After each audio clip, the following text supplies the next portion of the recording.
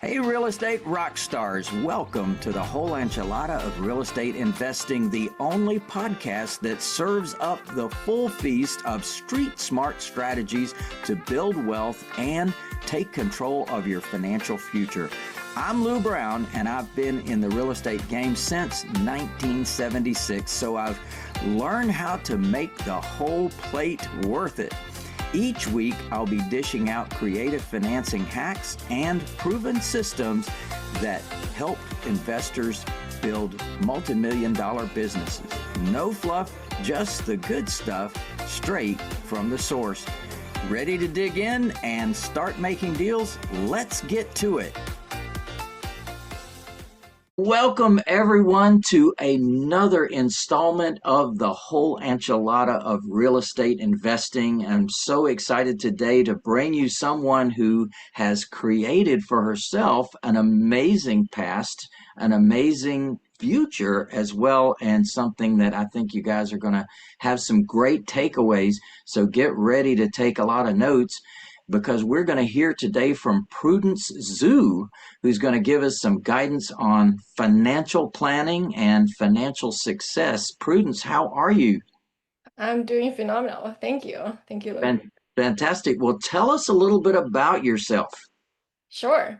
So I'm originally born and raised in central China, and I came to the US in 2012 for my education. And then after that, after graduation, I worked very diligently as a corporate finance manager, tried to climb the corporate ladder till 2021. I find that I've reached my financial freedom goal, and I've been on a transition ever since to create my new life, new career that follows my passion and mission.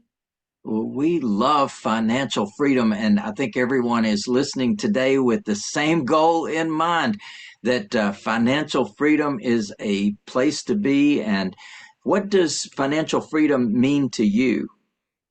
That has changed. Very good question. So before I reached it, I thought it's a number. And if you're in the FIRE, the Financial Independence Retire Early movement, you'll know the 4%, right? Your annual spending divided by 4% or multiplied by 25 times is your financial freedom goal. And that's my understanding. So I basically had my eyes on the goal, going for years. A lot of like pain and struggle in between.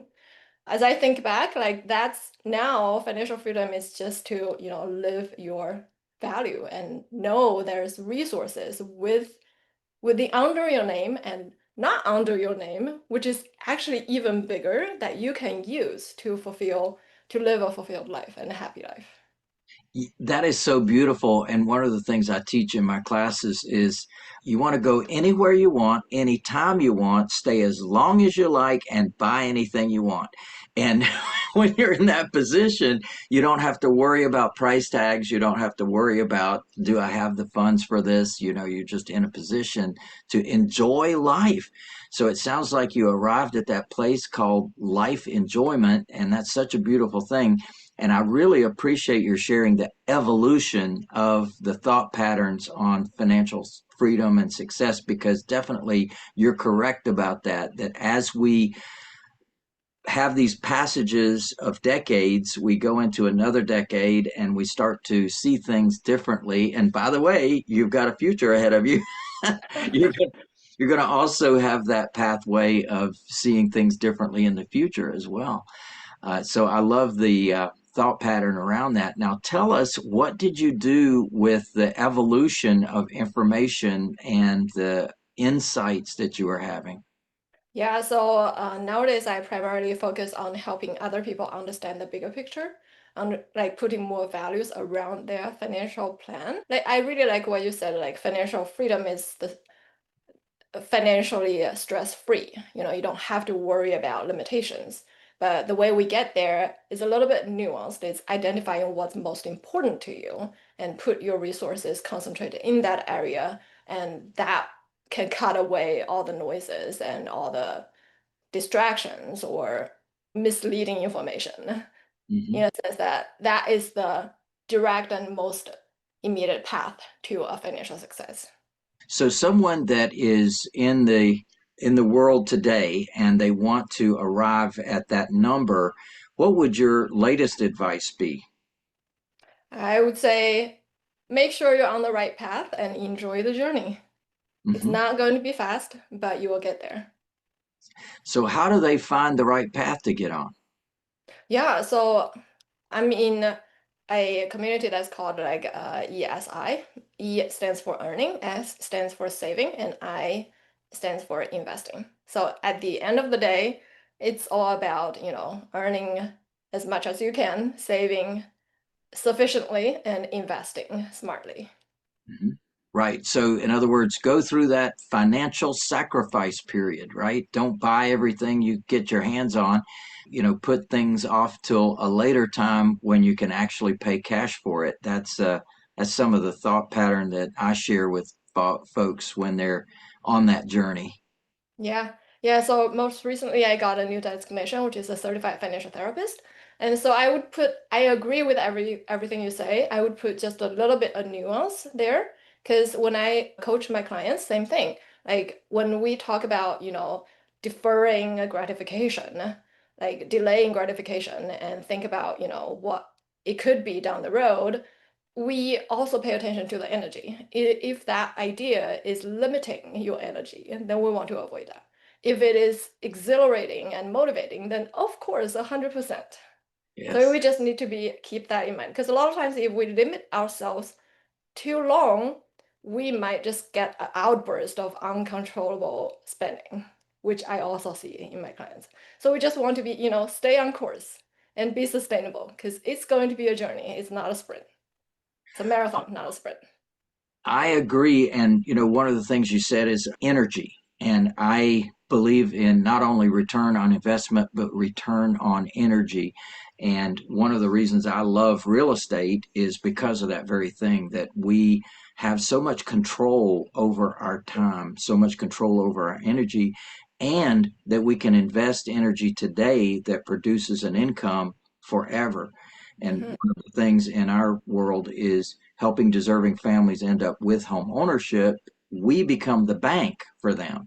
And in becoming the bank, we actually have a 40-year potentially relationship with those folks. So we've got an income stream on energy that we did today. We got energy for potentially 40 years of income out of that. So that definitely is a great piece of advice, to have people identify something that's going to produce not only today, but in the future as well. Yeah, as an investor, I'm fully on board. I'm all It's, empowering other people. say it again. I love empowering other people. That's essentially what I do. Amen. Amen.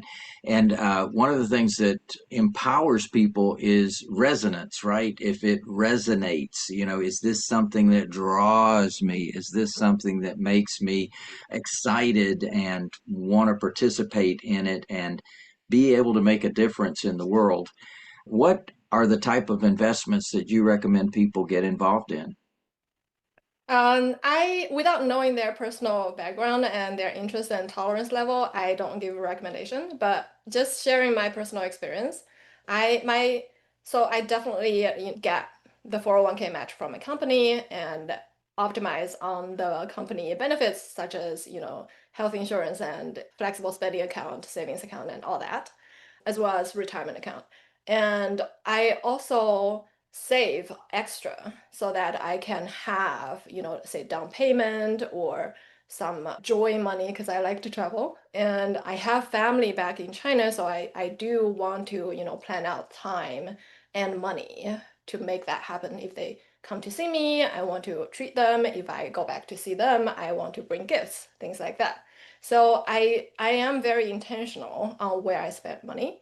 Like you wouldn't see me like with a Louis Vuitton bag or anything that's, super flashy or big brand, but you will see me that I'm actually put focus on where I actually enjoy. Ah, that's great. One of the things I hold dear in my memories is traveling to China, spending about 3 weeks there, taking a big group of folks, and we just had an amazing time. Flew twice inside of China, went on a cruise for 4 days, and we just had an amazing experience. So it's such a beautiful and amazing country. Any of you that are watching today, just put that on your to-do list of things that are possible in your life because it's really an amazing country. Yeah, yeah. Like so many other places too, right? The world is so amazing. We just need to keep curious and keep exploring. So you're amazing, and you're like many folks that come to this country, they don't leave. they, they come here and they see the opportunities. What are the opportunities that you find unique here in the United States that is unlike what you experienced in China? Yeah, if you think like in your industry, real estate, if you look at China, like 10 years ago, it was booming. Everybody was putting all their life savings, generations of savings into real estate, and now it has crashed. Mhm. And I have clients who have real estate property that's like worthless and nobody would buy them. Mhm. That's unimaginable in the US. And fortunately, we had even with the housing crisis, like we had many years of, track record of steady growth, especially in good desirable locations. Myself, like we moved down to Phoenix from Chicago, like back in 2020, and we saw and benefited from that real estate boom. And I think US is just so unique in the sense that it is the biggest economy in the world. It is the biggest stock market in the world, and it's still growing strong. I love that. I love that. So you have taken the information that you've learned and you've actually created a pathway for people to learn more about what to do and how to do it. Tell us a little bit about that. Yeah, so I'm going to be advertising a little bit. So this is my new book coming out, A Couple's Guide to Money. It's 8 chapters. Chapter 5 is all about financial literacy, like all the basics of finance. And the path is really, know where your money is going, make sure you're saving, make sure you're optimizing all the benefits, not leaving any money on the table, make sure you are like optimizing taxes, and then try to align your passion with your career. That way you would have an enjoyable life. Like where I am now, I have the flexibility of taking 8+ weeks off every year and travel with my kids. And I have the freedom to choose who I work with and what I want to do, like where I want to go in terms of industry events and who I want to work with, right? So it's really freeing and it takes a lot of, foundation, financial foundation, and also skill set to get there. And I would highly encourage everybody, like, if you have a passion, go for it. Don't ever like put yourself down or just like try something, try just something. It doesn't have to be a big commitment. It can be just like little actions. And one thing leads to another, one connection leads to more, and before you know it, you'll be on the right path. Yes, God creates us as unique beings on the planet, right? And so as a result, there is something that most people have that resonates that really might be unlike their entire family and even their friends. And, it's just interesting to see how that shows up in people's worlds. So I really appreciate your saying, look for that passion and identify that passion. What is it that excites you? And even if you make your money a different way, you can then have the money for that passion to be Hmm. able to take that to that next place, that next level. And that's always an exciting journey for a lot of people to take. Absolutely. You gotta connect the dots, right? If you don't have the dots to start with, how do you connect them?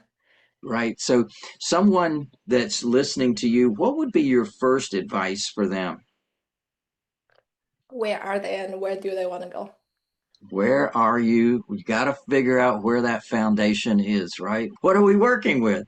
Are we working with zero? Or are we working to close to zero? Or are we working with some resources? Is that right? Yeah, so have a really full understanding of where you are, not comparing to other people, right? It's a really objective view of where you are today. What's your strength? What's your weakness? How much you have in the bank? How much debt you have? What has worked in the past and what has not worked in the past? And be very clear about that. And then be free and dream the big picture. Where do you want to be? Where do you want to go down the road? And try to bridge the two and have a roadmap to get there. That's essentially what life planning, financial planning is. And that's And what in general life planning too, right? exactly right. Yeah, you're right. If you actually sit down, think through what is it that you want, and then back down from there, what do I need to do in order to get that? It's quite a interesting journey. I love doing that with our clients. Is they have chosen because it resonated with them real estate, and then boom, okay, what are we going to do? Where are we starting at? And then where are we going? What's that end game? And then let's back up to today and see what it takes to get there. Yeah, yeah. And along the way, it's very important to pick who you listen to and who you learn from. For me personally, there are countless mentors and role models that I follow. Typically, there are people with decades of experience in the industry, and they've helped me so much, and they're so generous. And I don't think as an immigrant I could have achieved anything that I'm achieving today without their help. So yeah, in a sense, I'm like trying to pay that forward as well with coaching other people. So that sounds great. Now, talk to us about your guide. You were talking about a couple's guide, not just your guide, but the couple. Now, how does that fit in? Yeah, so this book, as I said, it has like 8 chapters. And the first 4 chapters, we don't talk about anything related to numbers. We talk about feelings, love, fear, and we talk about vision, ideal life, and what would real change be. And that's all mindset. In a sense, that's what I wish I had when I was focusing on the goal and really grinding. Yes, that's so true. I think you've been very wise there because the foundation of mindset is so very important. A lot of people don't get that. They think it's like ready, fire, aim. They're already in the game, but they don't really know what they're up to. So I appreciate how you're thinking. And guys, this is very important for you to hear that mindset is a critical piece of success. And it really doesn't matter what path you're taking. It doesn't have to be a real estate path. Any path that you're taking, getting that mindset is so important. And a lot of people really don't have the skill set to identify what they need to do in order to organize that mindset. So I'm glad you've devoted that much of the book to really getting your head on straight first before you actually go anyplace else. Yeah, so actually it is backed by research, right? So there's a Dr. Clown's money script. So basically it's saying people who are more money aware typically perform like do better in terms of net worth down the road. Meaning those people who are thinking about a raining day, saving for a raining day, like thinking about the risk that could happen and prepare for it, are typically better in the long run. Also, a Morningstar survey says that two things would actually predict if you are going to be rich or relatively not so well financially. One is financial confidence, and the other is your time horizon, like how much ahead do you think? If it's generations and decades, then you are typically much better than the people who are thinking about just like day to day or week to week. Yes, there's a saying that people typically overestimate what they can do in 1 year and underestimate what they can do in 10 years. There So you that's go. very wise to look ahead. That's really true. So a lot of times I find when I'm helping with my clients, once I have their whole lifetime in front of them and all the different scenarios and all the things that they can do, it really gives them the peace of mind and gives them the freedom to design their entire life. Mhm. It's really powerful. So you'd say that's your superpower then, helping people design their future, huh? I think that's a power a lot of the holistic or comprehensive financial planners have. But my superpower is really combining the emotional side and technical side. Because Mhm. I did go through the technical training with my CPA, CFP, and I did go into really depth into the emotional side with my financial therapist training and also work on myself. Financial therapist. That's an interesting designation. How does one become a financial therapist? Yeah, so that designation is by the Financial Therapist Association. So the pathway is either you have to be a mental health professional or you have to be a financial professional. And the idea is that understanding both sides, a lot of times they are intertwined, right? Understanding both sides would give us the best opportunity to help our clients holistically. Because a lot of times I feel like, okay, here's a plan as a financial planner, right? Here's a plan, just go do it. And a lot of times they don't. And then I'm like, okay, we know this is the right thing to do. Like, why are you not doing it? There are a lot of things in the picture, right? That a lot of times, you need to get help from the other side. And that way, combine the two together is the superpower to make sure like you're on track and you're doing sorry, to make sure you're on track and you're doing the best choices without hesitation. Mm, mm. So you said that you are a couple, right? So tell us a Mhm. little bit about your family life. Yeah, so I met my husband when I at Notre Dame actually. So I went there for my MBA and he was a professor, not my professor. And we met at Notre Dame. And after I graduated, he actually did 6 years weekly commute between South Bend and Chicago, and Wow. until we moved down to Phoenix. Sorry. Yeah, we're very different upbringing. So he basically paid for his own education through college by, doing summer jobs. Me, on the other hand, I was blessed with very diligent and saving-oriented parents. So I didn't have to worry about money, surprisingly, even though I was in a developing country, until the last 2 years of my college when I had the dream of, going abroad and continue my studies, and they said, no, it's too expensive. And then I decided, okay, I'm going to make the money myself. I'm going to pay for it myself, which I did. Well, with the help from Notre Dame, they gave me a full scholarship. So very grateful for that as well. And so I actually gave half of my savings back to my parents, like before I came to the US, and then started from zero after graduation again. Yeah, so we are very on the same page in terms of being financially vigilant. He's a professor in macroeconomics. I'm a financial planner, a CPA. So we are very aligned on that front. However, surprisingly, we still manage to fight about small things. Like in the book, I talk about, $4 coconut water that I really enjoyed, and he thought it was too expensive, and then we would have a disagreement right there. Yeah. It's very typical, but through the years, we learn how to work with each other and give each other space. We're totally fine.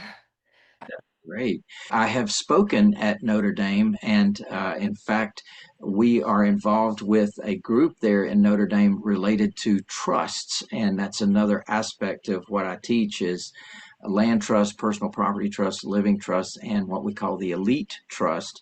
And it's so interesting that it ties in with Notre Dame. So that's a that's an interesting connection that we have there. Small world. Yes, it is. It's a beautiful world. Yeah, absolutely.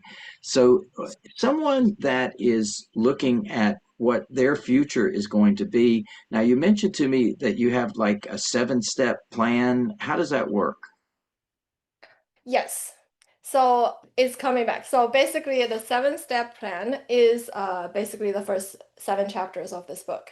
Hmm. So we start with identifying, what motivates you, what love and fear, what's holding you back. And then we start to be free without things that's bothering you right now and really dream big. And then we distill down like on the one thing that we can take small action on to change your life.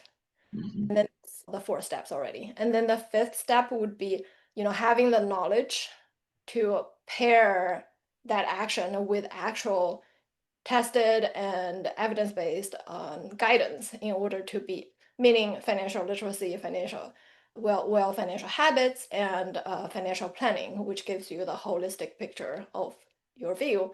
And the seventh step is actually the most important, is to keep the momentum going and to do it as part of your life. Oh, beautiful, beautiful. That definitely, kind of soup to nuts, getting your act together so that you really do have a plan to follow. I'm a big believer that people do need a business plan, and they know they need a business plan, but they don't know how to do a business plan. And so that's great that now they have a financial plan with your guidance. So that makes a lot of sense. Now, what else would you like to share with our folks today? It's funny you mentioned business plan. It's very similar to financial plan in the sense that you have a plan until you really get hit in the face, right? A plan is not the same as reality, but it is still important to have the plan so that you have a baseline to work with, so that you can be adaptable and be okay if things happen differently, and you because you have a plan. Yes, very wise. Definitely, it's something that I think people skip over. You know, they jump into a business, maybe they even invest in a business. One of the smartest things that people can do is to get a franchise because someone else has a plan and you just step into their plan. And that's one of the trainings that I do is, I was a franchisee of Holiday Inn. And I learned about the power of a franchise and the fact that they've already been there, done that. They've got the business model, they've got the business plan, they've got the operations manuals, and all you have to do is put your blinders on and come into their world. That's what we offer in our world is basically someone to come into real estate or to take an existing real estate business and adopt our brand and adopt our processes and procedures. Well, Mhm. that goes across the board, right? So many different people are really trying to create their own path when they don't need to. What hard I think it's exists. when you adopt other people's tested and values aligned, which is very important. Like a lot of times I get all those emails about, join our franchise, but a lot of times it's not really a good franchise. How they are making money is to by taking money from you, not really in your success, right? So it's important to identify what's a real good franchise, what's a real good system, or what's a real good plan or roadmap so that you follow them not into a trap, but really into like where you want to go and success. Yes, it makes perfect sense. And I love what you're saying because basically that's one of the things that everybody needs to consider is what is your vision? What is your dream? What is your desire? What are you trying to accomplish? And how do you expect to get there? If you don't have guidance, if you don't have support, if you don't have coaching, and you're just kind of doing your own thing, I always say you will pay the price one way or another. You will pay the price because you're going to learn that those lessons or those expensive lessons could have been skipped if you actually had a path to follow. Yeah, and sadly, even worse is like with people with a lot of cushion, they can afford to fail multiple times. But with people with a very small cushion or even no cushion, one failure might mean they don't have the chance to do it again. And And that's very sad. very, So very, I'm all in the camp like if it's like Charlie Munger said, if you know where you are going to die, then don't go there. Right? There are so many mistakes that we can learn from so that make sure don't do it again. yes, all the mistakes have been made and you can learn from them from other Exactly. people. Exactly. And it's really like a red flag if you're getting into the thinking, oh, this time is going to be different. I'm different. That's that's very scary. I mean, if you're just gambling with 5% of your net worth, that's okay, just do it for fun, right? If what you are going to lose is not going to be damaging to your financial success or financial plan, then go ahead and do it. It's, part of the adventure in life. But if what you're doing is damaging to your financial foundation and that's going to impact your life and people in your life, then be very careful. Measure twice, right? Cut once. Amen. Amen. Good stuff. Tell us how we can connect with you, where we can get the book, all that good stuff. Yeah. So I'm very active on LinkedIn. You can follow me at Prudence Zhu, CPA, CFP, FT. Sorry, that's like too many letters like that I can handle. I say just Prudence Zhu on LinkedIn, and you can find my book, A Couple's Guide to Money. The tagline is Grow Closer, Dream Bigger, Thrive Together on Amazon starting September 23rd. Oh, beautiful, beautiful. Well, congratulations on your brand new book. I expect it's going to be a bestseller.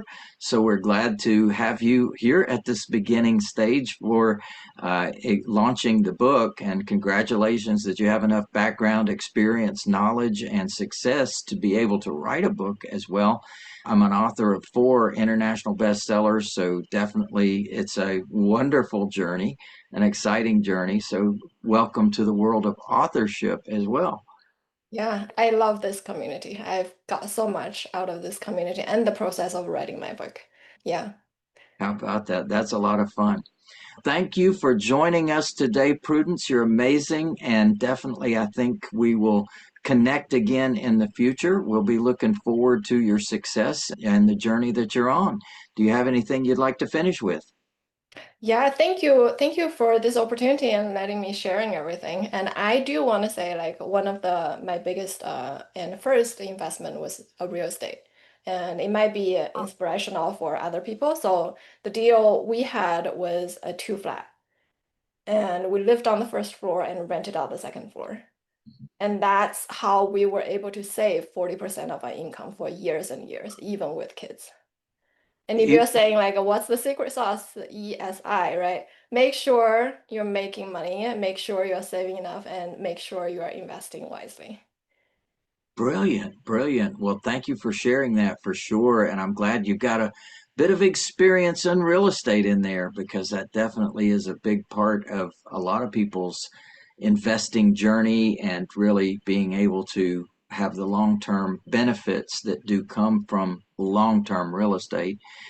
So, congratulations on that as well. Yeah, All right. thank you for all the things that you're doing. I think your financial education and empowerment is so important. I can't give it more emphasis. And I really encourage you that we have more collaboration like this so that we can create synergy and help everybody. Well, that's a yeah, baby.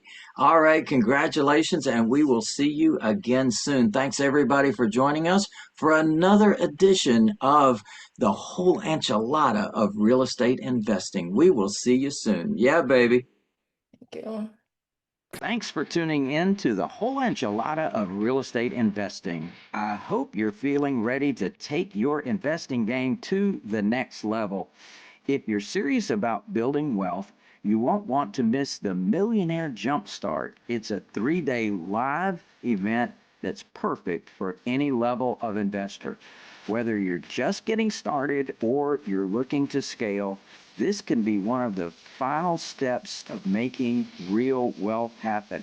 So, what are you waiting for? Enroll now at millionairejumpstart.com and get ready to make big moves in your real estate journey. I'm Lou Brown. Until next time, keep hustling and remember, it's not about how much you make, it's about how smart you play the game.